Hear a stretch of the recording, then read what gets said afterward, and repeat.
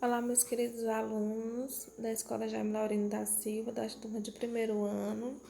Vamos lá para mais uma aula, essa semana de português. Aqui quem fala é a professora Karine Rodrigues. E o nosso assunto dessa semana é a construção do sentido e efeitos de sentido. Mais uma vez eu deixo para vocês alguns links no YouTube para servir de aula também, estudos para vocês, para aprofundar o conhecimento, tá certo? Tá os linkzinhos no YouTube. Então, quando a gente fala, pessoal, de construção de sentido, a gente deve lembrar de texto, tá certo? A gente deve lembrar que quando a gente vai construir o sentido das palavras, o sentido de qualquer frase, pensamento, a gente tá com a intenção de comunicar, não é isso? Por isso que ele coloca aí. A noção de um texto é um todo organizado de sentido, sendo que de uma das suas frases depende do sentido das demais, com que se relaciona. Algo que é construído com uma tessitura, né? Então vai tecendo, né?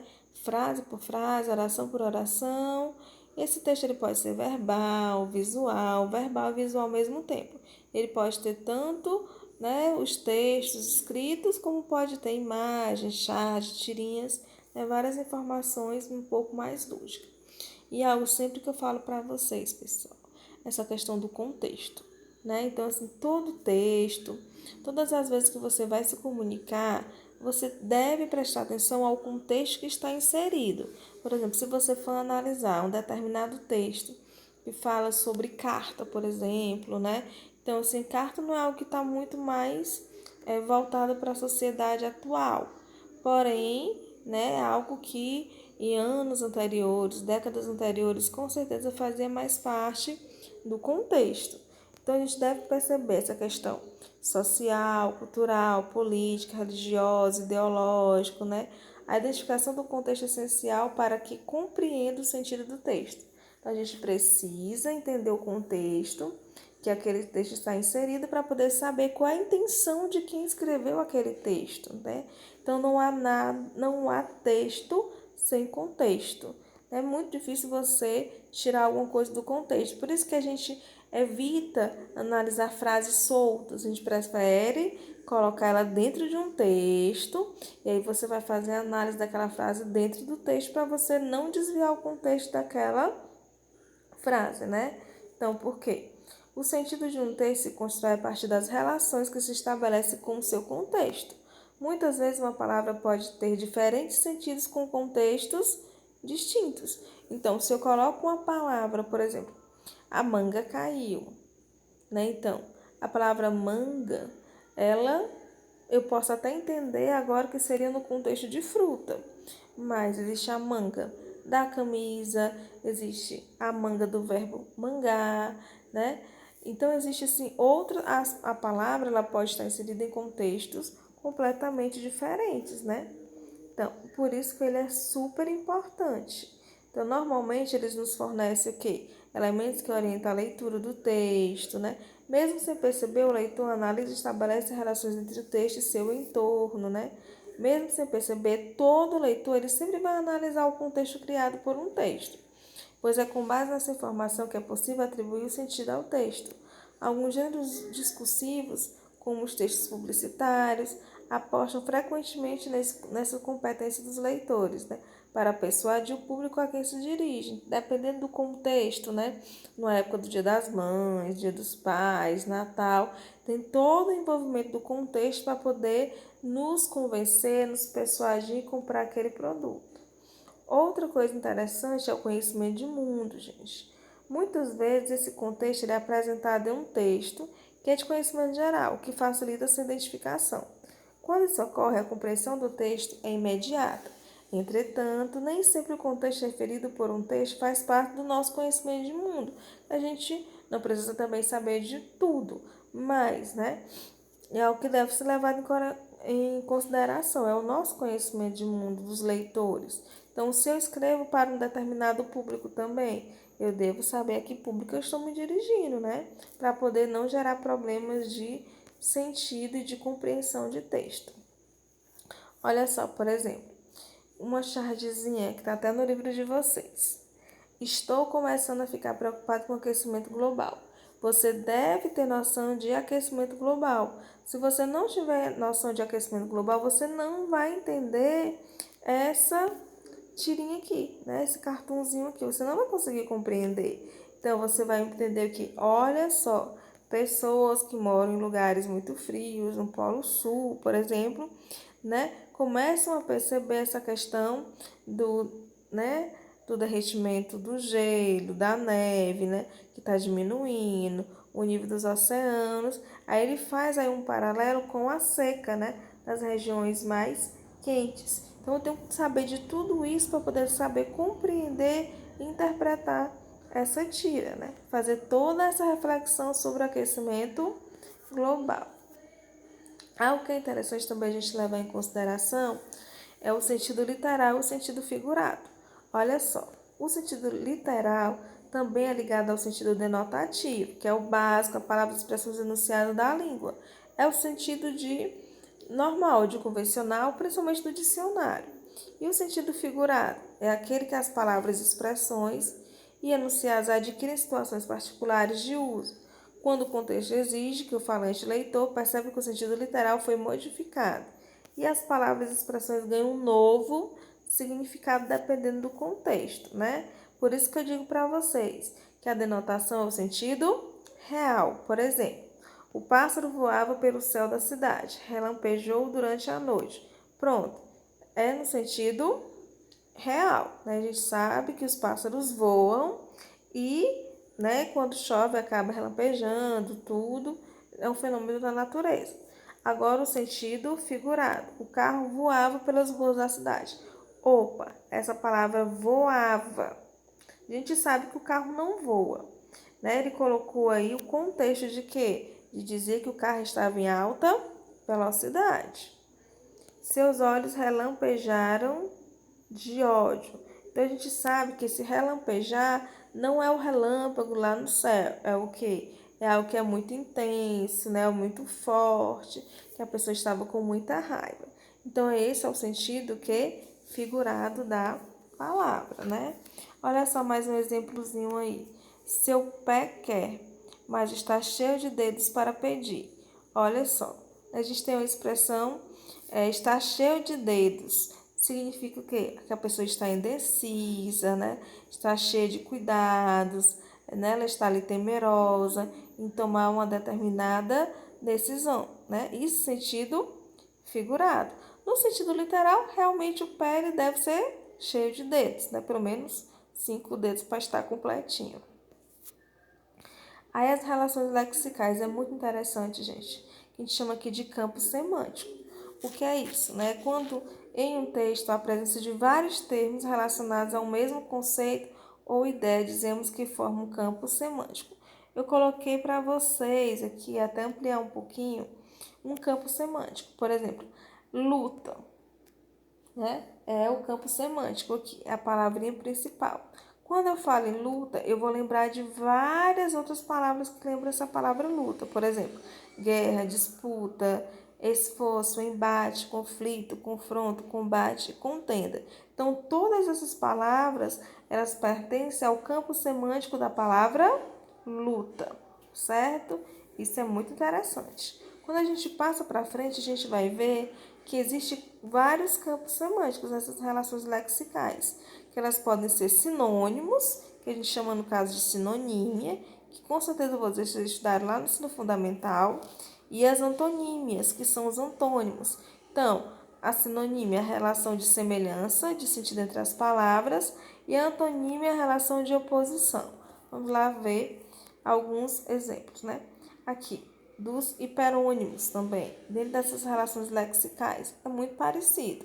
A gente vai ter, olha aqui o exemplo que eu dei para vocês, de hiperonímia, por exemplo, os alimentos, né, é considerado hiperônimas, e hipônimas são todos os alimentos que estão dentro do campo lexical, tá certo? Olha outro exemplo de hiperônimo, é a ave, não é isso? E os hipônimos são todos os tipos de aves, codorna, galinha, peru, pato, fazão. Aí nós temos o hiperônimo, um acontecimento, que pode ser uma festa, um comício, passeata, reunião. é o hipônimo. Então, a gente dá a entender o quê? Que o hiperônimo é o todo e o hipônimo são que vai sendo os pedacinhos, né? São as observações. Olha, o inseto é o hiperônimo e os tipos de insetos são os hipônimos. Sofrimento é o hiperônimo e os tipos desse sofrimento, eles são os hipônimos. Aí nós temos o efeito de sentido, que nós vamos ver já, né, no capítulo 15, que ele vai colocar essa questão do duplo sentido. Olha só o exemplo que ele dá. Seja mais um filho da mãe. Gera ou não gera um duplo sentido quando você diz, seu filho da mãe? Porque filho da mãe, né? Então, gera um duplo sentido. O que é isso? É a propriedade que tem certas palavras e expressões da língua de serem interpretadas de duas maneiras diferentes, né? Então, aqui com a relação que ele coloca, todo mundo tem uma mãe. É fato. E aqui ele fala de que mãe? Da mãe natureza, né? De respeitar a mãe natureza, assim como você respeita a sua mãe. Aqui o outro sentido. Olha só, ele colocou aí uma chargezinha. Na padaria da vida. Você entra querendo um sonho, mas leva um bolo. Olha só, né? Esse aqui é do sentido real e do sentido figurado. A gente tem sonho e bolo, né? Então, você tem, se está na padaria, sonho e bolo são tipos de coisas que vendem dentro dessa padaria, né? Então, chama a atenção do leitor para a intenção da autora de explorar o duplo sentido. Como não existem padarias da vida, devemos nos preparar para estabelecer a aproximação entre o texto nos quadrinhos, o contexto de uma padaria real e a própria vida, né? De sonho, né? De algo que você sonha, que você planeja, algo que você almeja e às vezes acaba se decepcionando, que ela chama de bolo. E ambiguidade, pessoal. Muito cuidado com a ambiguidade, né? Que é a indeterminação de sentido que certas palavras e expressões apresentam, dificultando a compreensão do enunciado. Muitas das vezes essa palavra, ela gera aí uma confusãozinha. Olha só o exemplo que eu coloquei. Não trocamos roupas íntimas. Dentro da loja tem essa plaquinha. Olha, o menino entendeu no sentido real, né? Não no sentido figurado. Foi o que ele entendeu. Ele chamou ela de porcona. Então, ele acha que a mulher ela não troca as partes de baixo, né? As roupas íntimas. Foi isso que ele entendeu. Então, isso é ambiguidade, né? Algo que deveria a pessoa entender uma coisa e ela acaba entendendo algo completamente diferente. Aí nós temos aqui ambiguidade estrutural. Receita de doce da avó de chocolate. Pessoal, a gente sabe que nossa avó pode ser muito gente boa, muito legal, mas a avó de chocolate, né, gerou aí uma duvidazinha aí. A avó que é de chocolate ou é o doce da avó que é de chocolate, né? Então, a chamada do site da receita parece sugerir algo absurdo, a existência de uma avó de chocolate. A posição da locução adjetivo de chocolate após o substantivo avó cria a possibilidade de que o chocolate esteja determinando a matéria de que é feita a avó, como um anel de ouro, né? Então, como diz anel de ouro, avó de chocolate. Só que a gente sabe que não existe avó de chocolate. Ambiguidade lexical aqui. Às vezes a interpretação ambígua é desencadeada pelo uso de uma palavra que não permite identificação precisa do referente do texto. É o caso, por exemplo, do pronome relativo que. O que tem que ter cuidado, gente. Veja, ele dá uma citaçãozinha aí de Márcio Alves, né? Sobre o nepotismo e outras mexidas. Aí ele vai contar uma historiazinha aí do padre Rolim, outro dos Inconfidentes, era filho de José da Silva Oliveira, Caixa Real, administração dos diamantes, era o dono de Chica da Silva, irmã de criação do padre Rolim, que foi amante do último contratador de diamantes, João Fernandes de Oliveira, que por sua vez era filho do primeiro contratador, seu homônimo. Olha só, o texto ele refere-se a algumas pessoas lá da parte da Inconfidência Mineira. Quando o autor fala sobre o parentesco do padre com a famosa escrava Chica da Silva, o pronome relativo, provoca uma interpretação estranha. Do modo como foi utilizado o pronome, pode se referir tanto ao padre quanto a Chica da Silva.